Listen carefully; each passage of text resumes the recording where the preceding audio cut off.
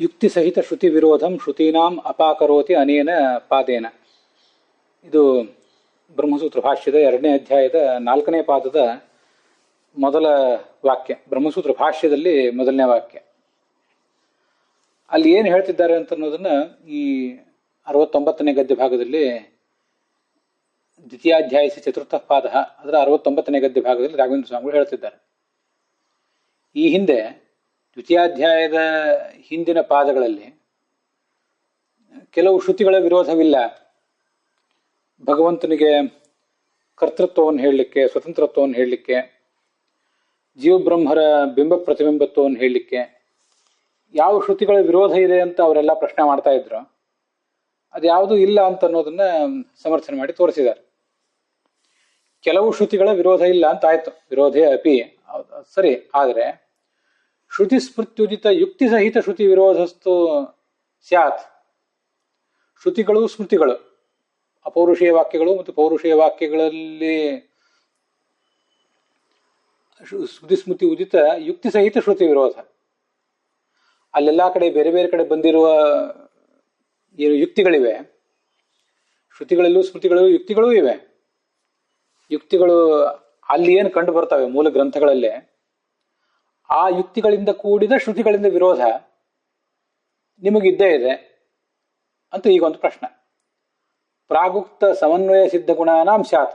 ಯಾರಿಗೆ ವಿರೋಧ ಅಂದ್ರೆ, ನಿಮಗೆ ತತ್ವವಾದಿಗಳಿಗೆ ವಿರೋಧ ಅಂದ್ರೆ, ತತ್ವವಾದಿಗಳಲ್ಲಿ ಯಾವ ಭಗವಂತನನ್ನ ಸರ್ವಗುಣ ಪರಿಪೂರ್ಣ ಅಂತ ಸಮನ್ವಯ ಮಾಡಿ ತೋರಿಸ್ತಾ ಇದ್ದಾರೆ, ಆ ಭಗವಂತನ ಆ ಗುಣಗಳಿಗೆ ಹಿಂದೆ ಹೇಳಿದ ಒಂದು ಸಮನ್ವಯ ಮಾಡಿದಿರಲ್ಲ ನೀವು, ಸರ್ವಶಬ್ದ ವಾಚ್ಯತ್ವ, ಸರ್ವಶಬ್ದ ಪ್ರತಿಪಾದ್ಯ ಗುಣವತ್ವ ಅಂತೆಲ್ಲ. ಆ ಎಲ್ಲ ಗುಣಗಳನ್ನ ಭಗವಂತನಲ್ಲಿ ಪ್ರತಿಪಾದನೆ ಮಾಡಲಿಕ್ಕೆ ನಿಮಗೆ ತೊಂದರೆ ಇದೆ. ಯಾಕೆಂದ್ರೆ ಕೆಲವು ಶ್ರುತಿಗಳ ವಿರೋಧ ಇಲ್ಲ ಅಂತ ಆಯ್ತು. ಆದ್ರೆ ಆ ಶ್ರುತಿ ಸ್ಮೃತಿಗಳಲ್ಲೇ ಬಂದಿರುವಂತಹ ಏನು ಯುಕ್ತಿಗಳಿದೆ, ಯುಕ್ತಿಗಳಿಂದ ಕೂಡಿದ ವಿರೋಧ ನಿಮ್ಗಿದೆಯಲ್ಲ ಅಂತ ಇತ್ಯತಃ ಈ ಒಂದು ಪ್ರಶ್ನೆಗೆ ಉತ್ತರ ರೂಪವಾಗಿ ಚತುರ್ಥ ಪಾದ. ಇಲ್ಲಿ ಬ್ರಹ್ಮಸೂತ್ರ ಭಾಷ್ಯದಲ್ಲಿ ಮೊದಲನೇ ವಾಕ್ಯವೂ ಕೂಡ ಯುಕ್ತಿ ಸಹಿತ ಶ್ರುತಿ ವಿರೋಧಂ, ಯುಕ್ತಿಗಳಿಂದ ಕೂಡಿದ ಶ್ರುತಿಗಳಿಂದ ನಮ್ಮ ಸಿದ್ಧಾಂತಕ್ಕೆ ಭಗವಂತನ ಸ್ವರೂಪ, ಜೀವ ಮತ್ತು ಭಗವಂತನ ಸಂಬಂಧ, ಅವುಗಳಿಗಿರುವಂತಹ ವಿರೋಧವನ್ನ, ಅವುಗಳಿಗೆ ನಾವೇನು ಪ್ರತಿಪಾದನೆ ಮಾಡಿದ್ದೀವಿ ನಮ್ಮ ಸಿದ್ಧಾಂತಕ್ಕನುಸಾರವಾಗಿ, ಅದೆಲ್ಲದಕ್ಕೂ ವಿರೋಧವನ್ನ ಅವರಿಗೆ ಪ್ರಶ್ನೆ ಮಾಡ್ತಾ ಇದ್ದಾರೆ, ಆಕ್ಷೇಪಿಸ್ತಾರೆ. ಅದನ್ನ ಈ ಅಧಿಕರಣದಿಂದ, ಈ ಪಾದದಿಂದ, 2ನೇ ಅಧ್ಯಾಯದಲ್ಲಿ 4ನೇ ಪಾದದಿಂದ ಅದನ್ನ ನಿರಾಕರಿಸ್ತಾ ಇದ್ದಾರೆ. ತದರ್ಥಮಾಹ, ಅದರ ಅರ್ಥವನ್ನ ಅಣುಭಾಷ್ಯದಲ್ಲಿ ಉಕ್ತ ಗುಣಾಶ್ಚ ವಿರುದ್ಧ ತಸ್ಯ ವೇದೇನ ಸರ್ವಶಃ, ಈ 2ನೇ ಅಧ್ಯಾಯದ 4ನೇ ಪಾದದಲ್ಲಿ ಏನು ವಿಷಯ ಹೇಳ್ತಾರೆ ಅಂತ ಅನ್ನೋದನ್ನ ಆಚಾರ್ಯರು ಹೇಳಬೇಕಲ್ಲ.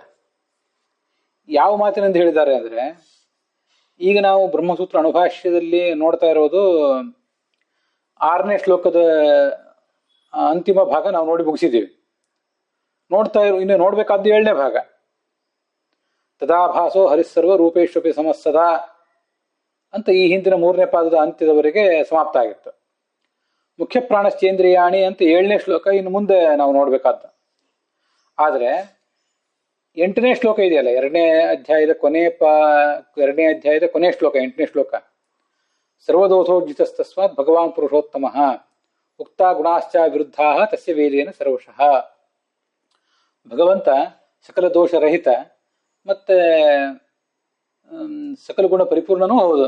ಭಗವಾನ್ ಷಡ್ಗುಣ ಈಶ್ವರಿ ಸಂಪನ್ನ, ಅವನು ಪುರುಷೋತ್ತಮ, ಜೀವ ಮತ್ತು ಈ ಕ್ಷರಜೀವ ಮತ್ತು ಅಕ್ಷರ ಜೀವಕ್ಕಿಂತ ಉತ್ತಮ. ಅವನಲ್ಲಿ ಉಕ್ತಾಹ ಅವಿರುದ್ಧಾಹ ಗುಣಾಹ, ನಾವು ಹಿಂದೆ ಹೇಳಿದ ಎಲ್ಲಾ ಗುಣಗಳು ಕೂಡ ಇದ್ದೇ ಇವೆ.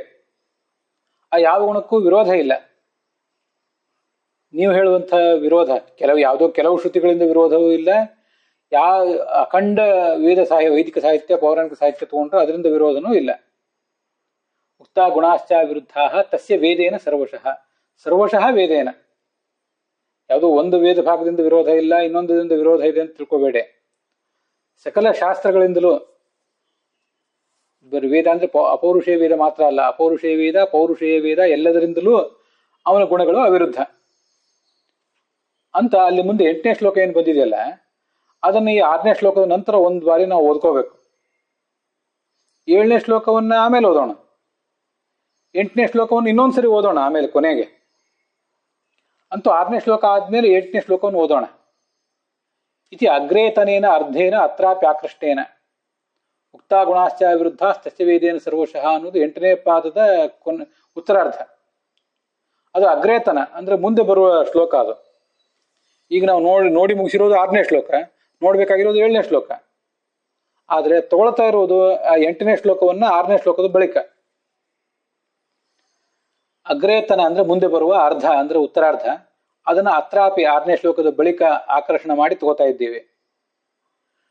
ನಮ್ಮ ಅರ್ಥ ಏನಂದ್ರೆ ನ ಕೇವಲಂ ಶ್ರುತಿ ಅವಿರೋಧ,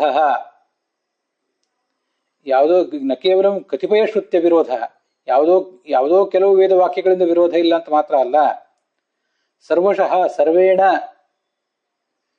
ಎಲ್ಲ ರೀತಿಯ ವಿರೋಧವೂ ಇಲ್ಲ, ಎಲ್ಲ ರೀತಿಯ ವಿರೋಧವನ್ನು ಪರಿಹಾರ ಮಾಡಿದ್ದೇವೆ.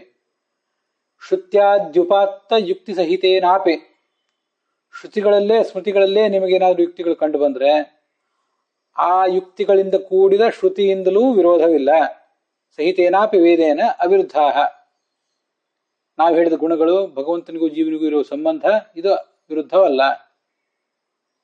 ಉಕ್ತಾಹ ಅಂದ್ರೆ ಪ್ರತಿಪಾದಿತಾಹ ಅಂತ ಅರ್ಥ. ಸರಿಯಾ? ಸರ್ವೇಣ ಅಂತ ಅನ್ನೋದಕ್ಕೆ ಅಲ್ಲಿ ಸರ್ವಶಃ ಅನ್ನೋದಕ್ಕೆ ಸರ್ವೇಣ ಅಂತ ಅರ್ಥ. ಸರ್ವಶಃ ಅಂತ ಅಣುಭಾಷ್ಯದಲ್ಲಿರುವ ವಾಕ್ಯ, ಸರ್ವೇಣ ಅಂತ ರಾಘವೇಂದ್ರ ಸ್ವಾಮಿಗಳು ಉಪಯೋಗ ಮಾಡಿರುವ ವಾಕ್ಯ.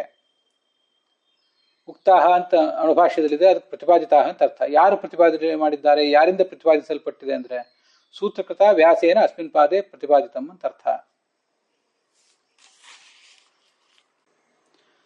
ಅಲ್ಲಿಗೆ ಈ ಭಾಗ ಸಮಾಪ್ತವಾಗಿದೆ.